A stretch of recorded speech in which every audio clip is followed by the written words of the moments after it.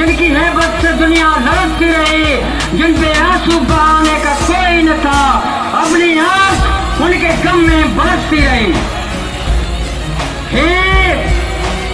लखन की तादाद में सिंध जो शोर अली मोहतम अयाल लतीफ पलियो साहब जी सरबराही में यो रेफरेंडम तो ॾे सिंध अॻिते कंहिं बि क़िस्म जी साफ़े गवर्नमेंट खे बर्दाश्त न कंदी, बैड गवर्नेंस बर्दाश्त न कंदासीं, मेरिट जी लताड़ बर्दाश्त न कंदासीं।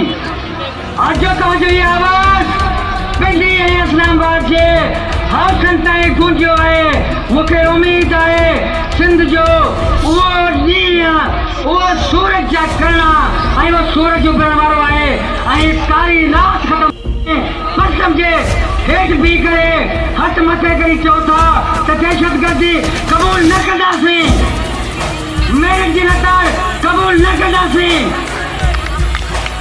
असां शागिर्द तंज़ीम सिंधी शागिर्द तहरीक तरफ़ां ॿुधाइण था चाहियूं त सिंध में जेको तइलीम जो फक़दान आहे, जेको 64 लख ॿार स्कूल खां ॿाहिरि आहिनि, जेको मिलियंस ॿार चाइल्ड लेबर में अॼु आहिनि, असीं चाहियूं था सिंध पढ़े, असीं चाहियूं था सिंध अॻिते वधे, असीं चाहियूं था सिंध जो मुस्तक़बिल सुधरे। ऐं इन लाइ तारीख़ आहे क़ौमी आवामी तहरीक जी, तारीख़ आहे सिंधी शागिर्द तहरीक जी। असीं जॾहिं बि उथिया आहियूं असां कारी रात जो ख़ात्मो कयो आहे ऐं नओं सूरज उभारियो आहे ऐं नओं सूरज उभारींदासीं ऐं सिंध में अमन जो गीत ॻाईंदासीं।